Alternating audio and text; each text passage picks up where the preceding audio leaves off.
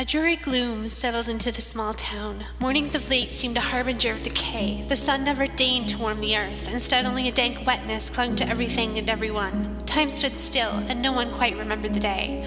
Breakfast had become a ritual. Each morning the sideboard was laden with sweet meats, fruits, and freshly baked bread. The scent had always been intoxicating. Now that time grew short, 8 of 9 months underway, breakfast had become nauseating. Still, she knew her husband would insist, especially for the health of their upcoming addition. So she dressed and came to breakfast each morning. He always sat at the very end of the table. She, as protocol suggested, was forced to sit at the opposite end. This made conversation nearly impossible. Breakfast became, then, a quiet ritual. She looked down at her plate, grimacing at the mere idea of putting food in her mouth. Would he notice if she wrapped the food in her napkin? Would the servants reveal her deception? She stole a glance at her husband, and to her relief, he was deep within the news. How much she owed him. He saved her that fateful night, almost a year ago. She had been determined to give her body to the sea, to find rest within the murky waters. She had been so close. He had other plans. She remembered the smell of his jacket as it warmed life back into her body. It was strong and musky. He had questioned her incessantly. He just couldn't understand why any creature would seek such a terrible end. She remembered clutching to him with all her strength, and she revealed her dark reasons.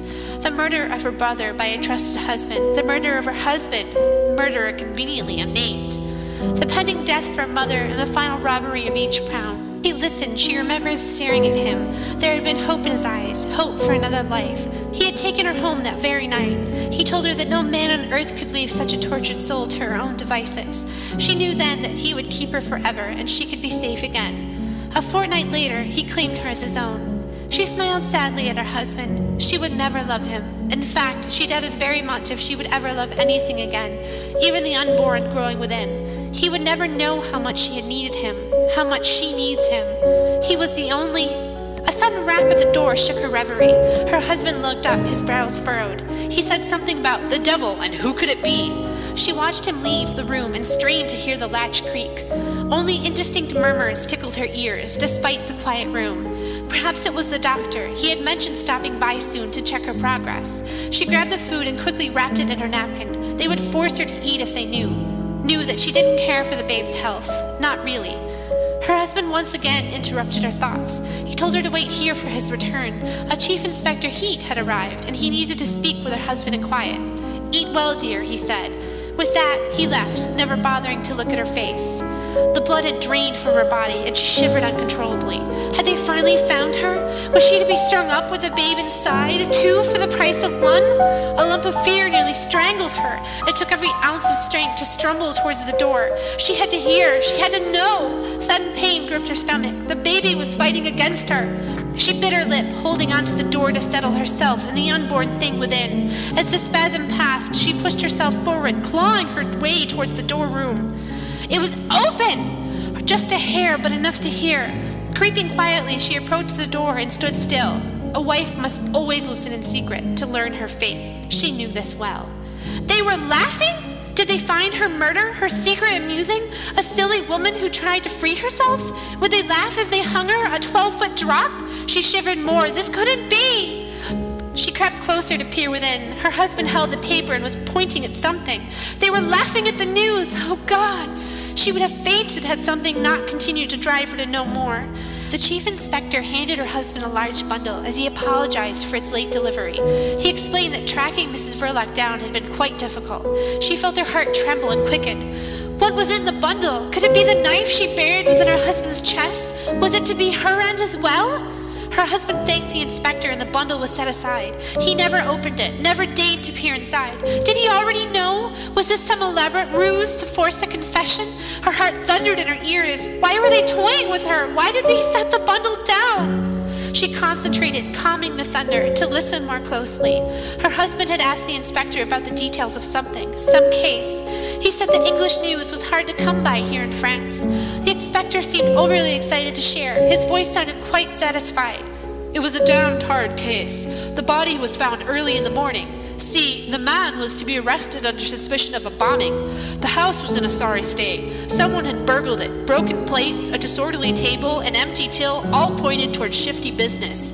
Even more troubling, Mrs. Verloc was nowhere to be found, and her mother was absolutely clueless as to the events leading up to Mr. Verloc's death. It was all strange, very strange indeed. This was it! The inspector was going to reveal her horrid secret. She felt tears running down her face as she listened. He would condemn her any moment. The bundle wasn't a knife, it was a payment. He was paying her husband to give her up. She choked out a sob. He had betrayed her. We got nowhere until news of Mr. Verloc's death hit the papers. The bank, of all places, called to report a strange discrepancy in their books. A chap named Prozar had a long-standing account with the bank. He had always been regular with his business, nothing out of the ordinary. In fact, he always requested the very same clerk. He simply wouldn't deal with anyone else. So when Mr. Prozar showed up a day prior to Mr. Verloc's death, the clerk made nothing of it. Mr. Prozar withdrew the entire amount of his savings. What makes the story unusual is Prozar signed his name as Verloc. Mr. Verloc was probably beside himself with fear after the bombing and wasn't thinking properly. The clerk at the time didn't bother to check the signature, as he knew Prozar quite well. We had the clerk identify the body of Mr. Verloc as the alleged Mr. Prozar. She didn't understand. What could this possibly have to do with her? She had nothing to do with the money. It had all been stolen. She ached for him to end the story. The anxiety was enough to kill her. So you see, then it was just a simple matter of tracing the bills. We discovered that the murderer was a known anarchist living under our noses. We traced the bills all over town. Apparently he was quite the spender. He confessed to stealing the money, but never would admit to the murder. It didn't matter though, he had no alibi and we had witnesses. A crowd of railway men had seen him grab the arm of a frightened, desolate-looking woman and force her into the train. They then saw him jumping from the train, a most unusual thing. We surmised that he had forced Mrs. Verloc onto the train as she would reveal him as murderer. We also discovered that this was the moment he stole all of the poor woman's money and made off with it. A true scoundrel indeed. Tom Ossipin was convicted and hung 3 months after trial. Damn hard case indeed. Ossipin, dear Ossipin, she screamed aloud. To contain her anguish any longer. The 12-foot drop. He had paid for her crime. She screamed with every fiber of her being. She saw her husband rip open the study and yell for the doctor. The inspector, that horrible man, was running to the door.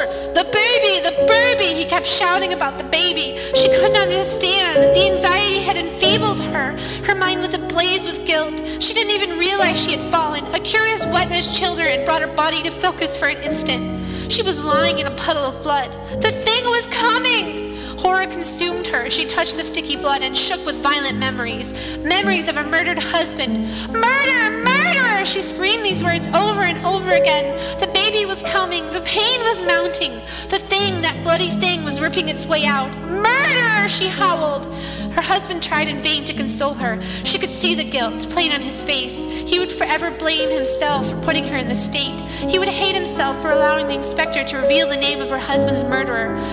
He would believe she was too fragile to learn the news. If only he knew. Murder! She screamed again. Why couldn't he understand? A floating sensation seized her. She was being carried by her husband toward their lounge. She felt the soft, raised pattern of the sofa beneath her. It was almost immediately soaked with her blood. She shrieked. Would they have her die in the same manner as Adolf? She could no longer see or hear the world around her. She kept trying to reach out to them, to her husband. She screamed, "Murderer!" trying to tell them, trying to make him understand. The thing within was stabbing her, clawing at her insides. The doctor arrived amidst the commotion. Somewhere she heard a voice telling her to push, push, push. How could she push? How could she let this murdering thing escape her again? She was free, free of it all. Poor dear Ossipin had paid, but she was free. Murder! She cried. Why couldn't they understand? Push! Push! Push! The word thundered in her mind. It consumed her. She could no longer fight against her body. She pushed! She pushed! Pushed with all their might. The thing, the murdering thing, mauled its way closer to the world. The doctor kept screaming at her to push. One more push! She knew that final push would be her end. She saw their faces clearly now. The doctor was covered in blood. He was her executioner. Her husband, kneeling beside her, was also covered in sticky life. He held a hand that she didn't even recognize. They were in it together, him and the doctor. He was not her savior. He had put this murdering thing inside her. He must have known her secret all along. This was her punishment for allowing Ossipin to die in her place.